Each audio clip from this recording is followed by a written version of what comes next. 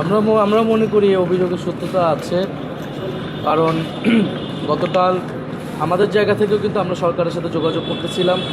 আমরা আমরা শাহবাগে ছিলাম, সেখান থেকে কিন্তু আমরা বার্তা দিচ্ছিলাম যে সরকারকে দ্রুত ব্যবস্থা নিতে হবে এবং সরকারের থেকে ছত্রছায়া না থাকলে, সরকারের ভিতর থেকে এই যোগসাজশে যুক্ত না থাকলে এই ধরনের ঘটনা ঘটানো সহজ হতো না।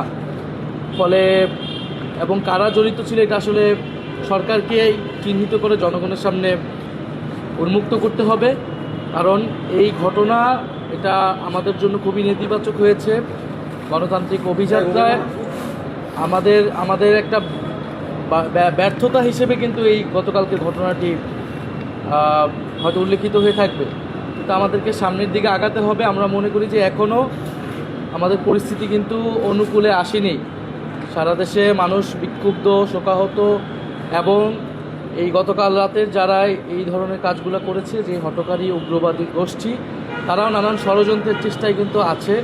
ফলে জনগণের প্রতি আমাদের বার্তা থাকবে যে জনগণ বা অভ্যুত্থানের ছাত্র তরুণরা আমরা রাজপথে থাকবো, মাঠে থাকবো এবং গণতান্ত্রিকভাবে আমাদের ক্ষোভের বহিঃপ্রকাশ, আমাদের দাবি আমরা জানাবো। কোনো গোষ্ঠী যাতে আমাদের এই আন্দোলন, আমাদের বিক্ষোভকে ব্যবহার করে নিজেদের গোষ্ঠী স্বার্থ কায়েম করতে না পারে এবং এমন কিছু দিকে যাতে আমাদেরকে ঠেলে না দেয় যাতে বাংলাদেশ ক্ষতিগ্রস্ত হয়, বাংলাদেশের প্রতিষ্ঠানগুলো ক্ষতিগ্রস্ত হয়। এই আহ্বান আমাদের জনগণের প্রতি থাকছে। আগামীকাল যেহেতু জানাজা, সারা দেশের মানুষকে আমরা আহ্বান জানাবো, সারা ঢাকা শহরের মানুষকে। আমাদের সকলেরই নৈতিক দায়িত্ব এই জানাজায় অংশগ্রহণ করা এবং শপথ গ্রহণ করা যে শরীফ ওসমান হাদী যে বাংলাদেশ গড়ার জন্য, গণ অভ্যুত্থানকে প্রতিষ্ঠা করার জন্য কাজ শুরু করেছিলেন, সেটাকে আমরা অব্যাহত রাখবো ঐক্যবদ্ধভাবে।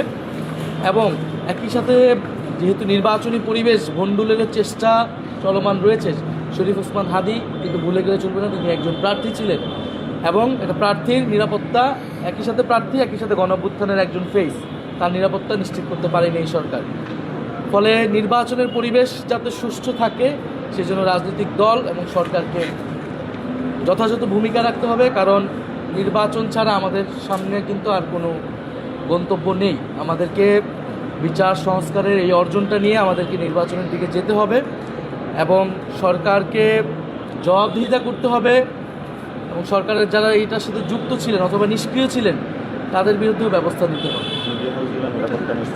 এবং আমরা খুব স্পষ্টভাবেই বলবো যে গতকালকের এই ঘটনা ছিল ভিন্ন মতের উপর আক্রমণ এবং আমাদের মিডিয়া হাউসগুলো, সাংবাদিক কর্মীরা এই যে পুরো এই সময়টা গণ অভ্যুত্থান থেকে শুরু করে পরবর্তী সময় কিন্তু আমাদেরকে যথেষ্ট পরিমাণ সাপোর্ট দিয়ে যাচ্ছে।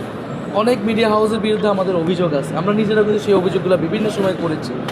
ফ্যাসিবাদী আমলে মিডিয়া কীভাবে ব্যবহৃত হয়েছে, অনেক সাংবাদিকরা কীভাবে ফ্যাসিস্টদের দোষর হিসেবে কাজ করেছে, আমরা নিজেরাও সরকারকে ব্যবস্থা নিতে বলেছি। কিন্তু এটা একটা নিয়মতান্ত্রিক উপায়ে হতে হবে, জবাবদিহিতার মাধ্যমে হতে হবে। কারণ আমাদেরকে দিন শেষে ন্যায় বিচার এবং আইনের শাসন প্রতিষ্ঠা করতে হবে, রাষ্ট্র এবং প্রতিষ্ঠানকে গড়ে তুলতে হবে, বিচার ব্যবস্থা, পুলিশ, সেই একটা প্রক্রিয়ার ভিতর দিয়ে এটা করতে হবে।